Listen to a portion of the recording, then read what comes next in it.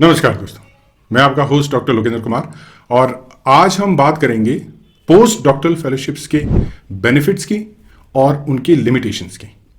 आपने मेरा पिछला वीडियो देखा होगा, मैंने काफ़ी टाइम पहले एक वीडियो बनाया था जिसमें पोस्ट डॉक्टरल फेलोशिप्स क्या होती हैं, किस तरह आप पोस्ट डॉक्टरल फेलोशिप्स के लिए अप्लाई कर सकते हैं, वो डिटेल में मैं आपके साथ डिस्कस कर चुका हूँ। आज के वीडियो में, और ये बहुत इंपॉर्टेंट वीडियो होने वाला है, इस वीडियो में हम जानेंगे कि लिमिटेशंस पोस्ट डॉक्टरल फेलोशिप्स की क्या होती हैं और इसके बेनिफिट्स आपके लिए क्या रहेंगे। एक एक करके सारे पॉइंट्स जो है आपके साथ डिस्कस करूंगा based on my experience, based on the knowledge that is available, और जानने की कोशिश करेंगे कि कौन कौन से पॉइंट्स जो हैं वो आपके लिए बेनिफिशियल रहेंगे, बेनिफिट्स देंगे आपको, और कौन कौन से ऐसे पॉइंट्स होंगे जो आपके लिए लिमिटेशंस हो सकते हैं। तो चलिए बिना देरी किए हुए उन सारे पॉइंट्स को जानने की कोशिश करते हैं और जानने की कोशिश करेंगे कि आपके लिए post doctoral fellowship, PDF fellowships जो हैं वो बेनिफिशियल रहेंगी या फिर बहुत सारी आपकी लिमिटेशंस उसके केस में होने वाली।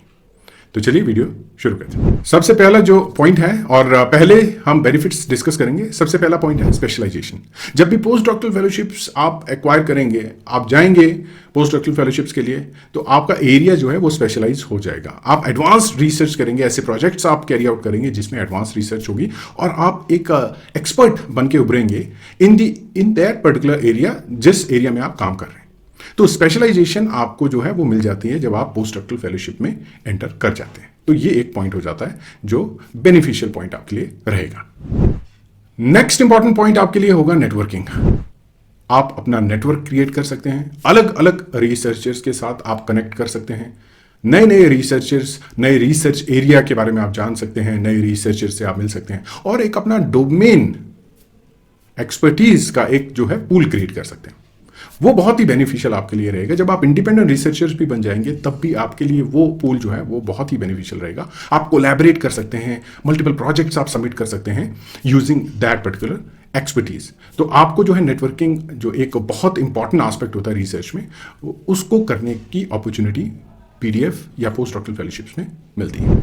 नेक्स्ट पॉइंट आपके पास आ जाता है स्किल डेवलपमेंट का। स्किल्स बहुत इंपॉर्टेंट होती है। जब भी आप पोस्ट डॉक्टरल फेलोशिप्स के लिए जाते हैं तो एक नई स्किल जो है आप जानना चाहते हैं, नई स्किल एक्वायर करना चाहते हैं, नई टेक्निक आप सीखना चाहते हैं। जब आप ऐसी टेक्निक सीख जाते हैं तो एक्सपर्ट तो आप बन ही जाते हैं, साथ ही साथ वो टेक्निक्स आपको जो है फर्दर आपकी इंडिपेंडेंट रिसर्च में आपकी हेल्प करती हैं। तो स्किल डेवलपमेंट आपके लिए एक पॉजिटिव एस्पेक्ट जो है पोस्ट डॉक्टरल फेलोशिप्स में हो जाता है। नेक्स्ट पॉइंट है इंडिपेंडेंस। इंडिपेंडेंस आपको मिलती है एज कंपेयर टू पीएचडी। जब आप पीएचडी स्टूडेंट होते हैं तो आपको इंडिपेंडेंस नहीं मिल पाती है। पोस्ट डॉक्टरल पोजीशन में आपको इंडिपेंडेंस मिलती है। आप पीएचडी स्टूडेंट को सुपरवाइज कर सकते हैं, उनको हेल्प कर सकते हैं। साथ ही साथ उतनी भी इंडिपेंडेंस नहीं मिलती है जितनी एक इंडिपेंडेंट रिसर्चर को मिलती है, असिस्टेंट प्रोफेसर को मिलती है, लैब इंचार्ज को मिलती है।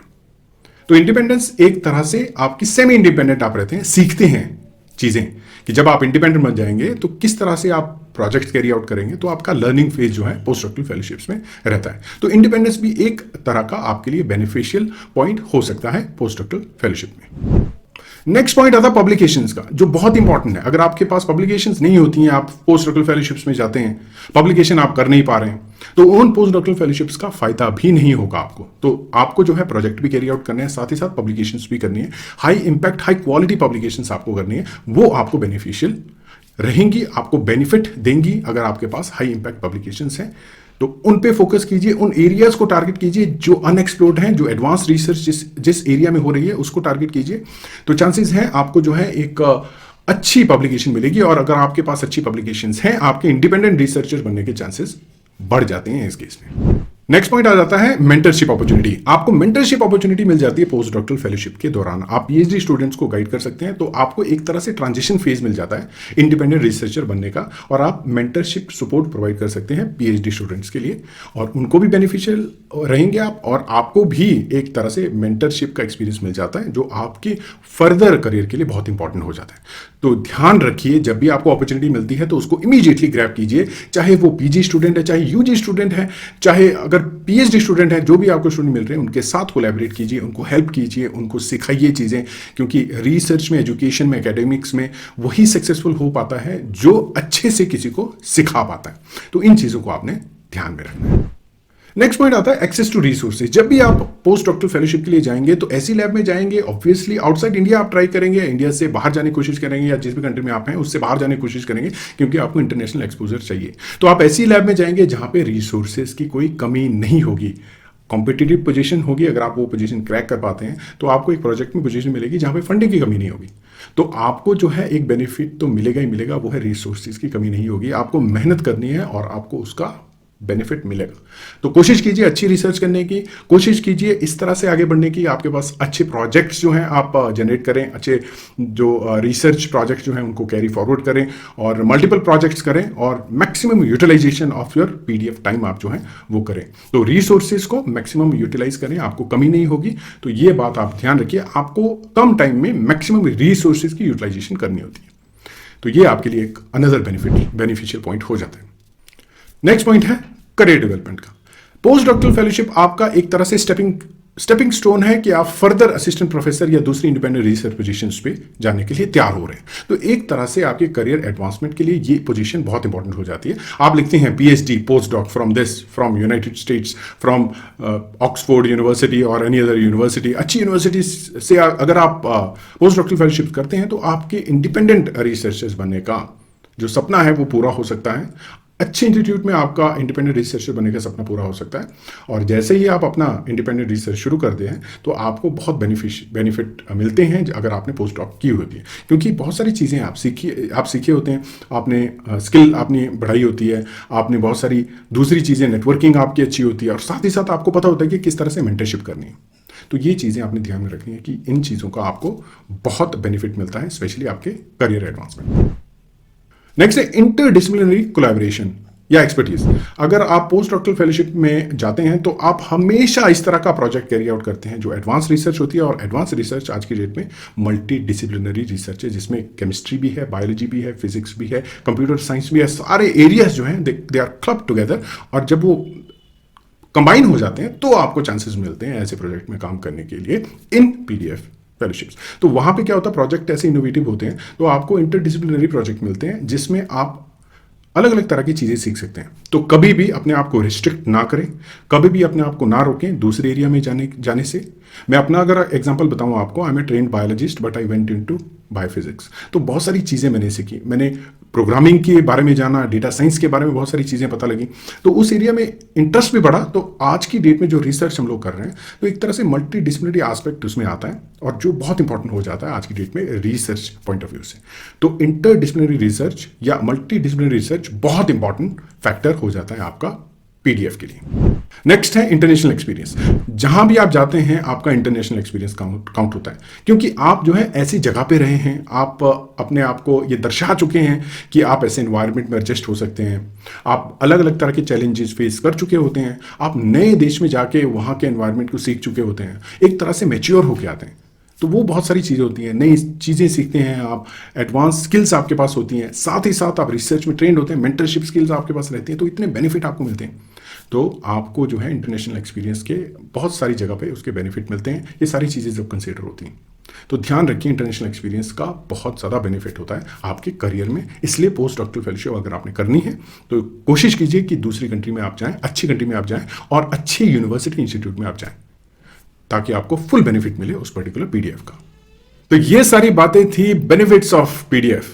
हमने जाना कि क्या क्या बेनिफिट्स हो सकते हैं, कौन कौन सी चीज़ें हैं जो आपके पोस्ट डॉक्टरल फेलोशिप्स जो आपको प्रोवाइड करती हैं, और आपको ऐसा लगा होगा कि अरे वाह कितनी सारी बेनिफिट्स हैं, कितने सारे जो हैं यूजेस हैं पीडीएफ के लिए। मैं अभी अप्लाई करती हूँ, मैं अभी अप्लाई करती हूँ अभी लैपटॉप पे बैठ के, I just search for another post doctoral position immediately.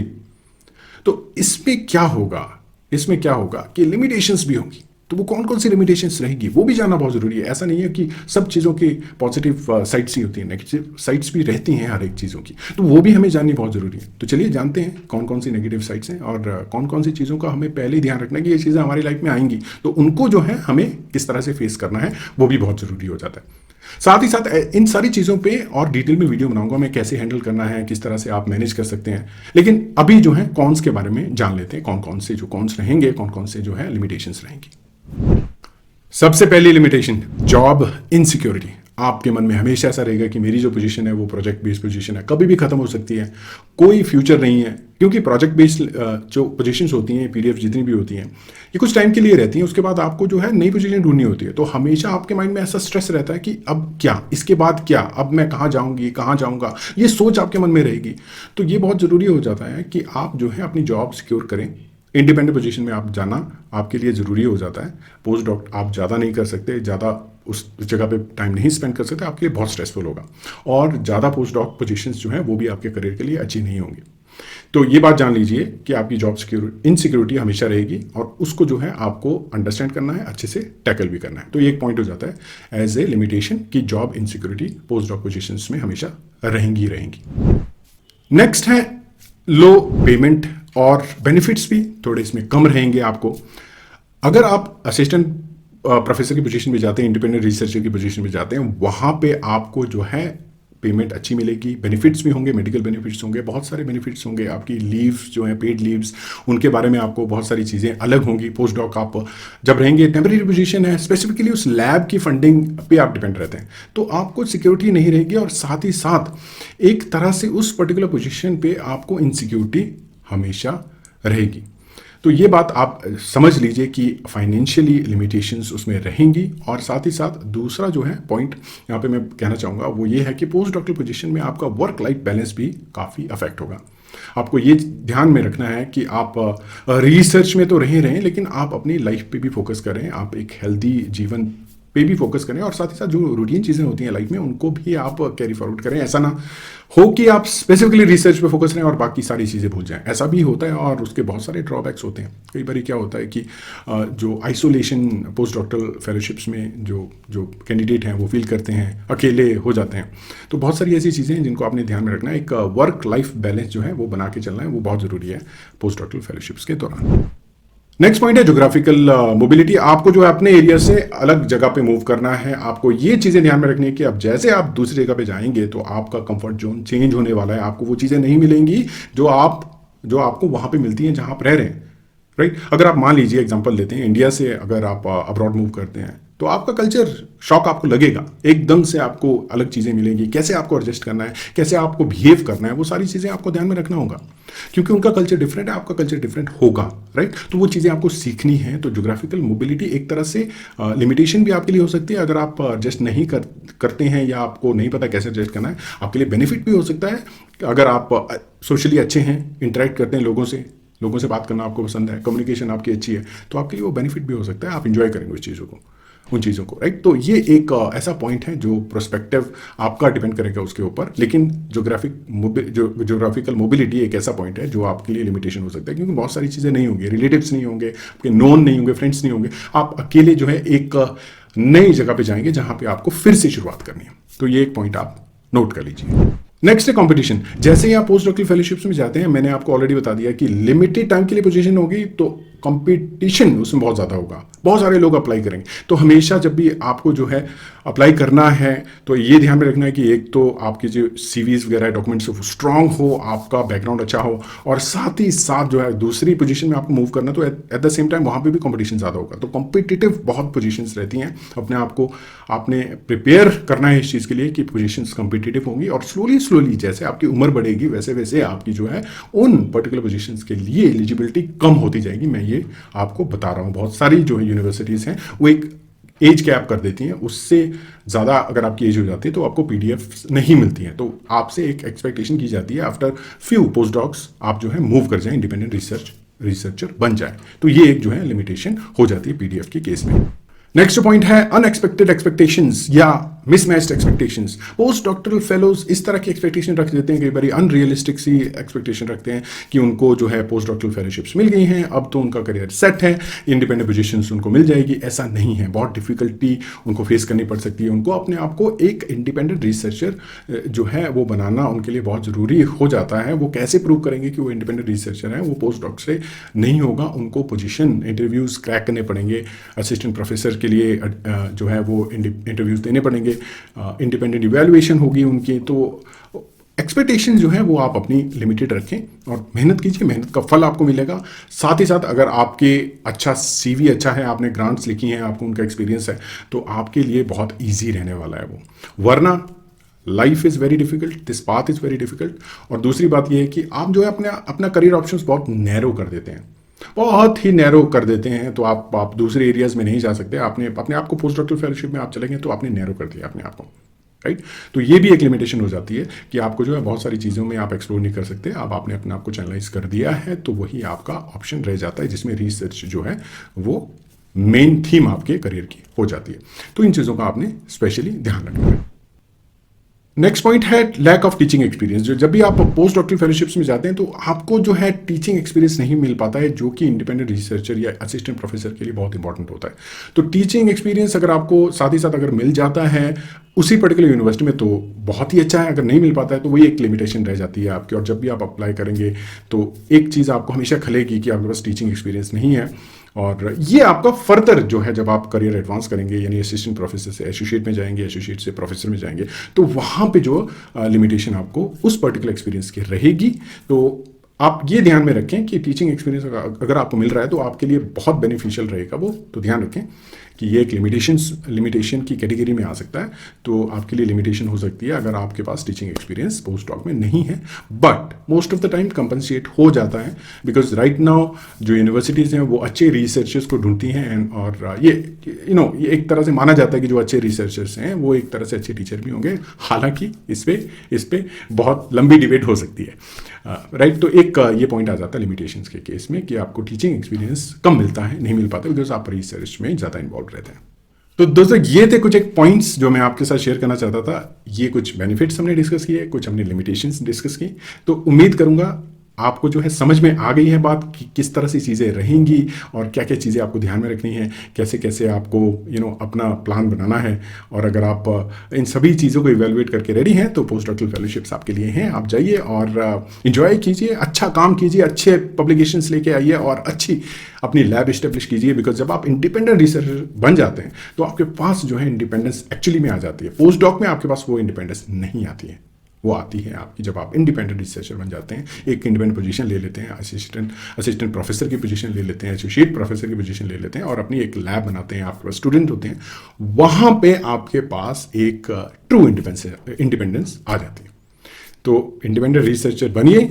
Comment में ज़रूर डालिए अगर आपने वीडियो देखा है, अगर आप फॉलो कर रहे हैं चैनल, अपनी स्टोरी प्लीज़ शेयर कीजिए। और साथ ही साथ अगर आप अपनी स्टोरी शेयर करेंगे तो उसको भी मैं अपने जो सब्सक्राइबर्स हैं उनके साथ शेयर करूंगा, उनके साथ उनको बताऊंगा कि देखिए इस तरह की स्टोरीज जो हैं जो हमारे साथ शेयर की गई हैं और दूसरों को भी इससे बेनिफिट मिलेगा, स्पेशली यंग रिसर्चर्स को इससे बहुत बेनिफिट मिलेगा। तो उम्मीद करूंगा दोस्तों कि आपके लिए ये वीडियो फ़ायदेमंद रहा और आपको जो है समझ में आया अच्छे से कि क्या क्या बेनिफिट्स हैं, क्या क्या लिमिटेशंस हैं, और उन सबको कंसीडर करके आप अपना डिसीजन लीजिए। क्योंकि अगर आप अपना डिसीजन लेंगे तो आप हर सिचुएशन में खुश रहेंगे, हैप्पी रहेंगे। तो चलिए दोस्तों, मिलेंगे अगले वीडियो में, तब तक के लिए धन्यवाद। और अगर चैनल का कंटेंट पसंद है तो प्लीज़ सब्सक्राइब करें, शेयर करें और इस वीडियो को लाइक ज़रूर करें। तो धन्यवाद दोस्तों, मिलेंगे अगले वीडियो में।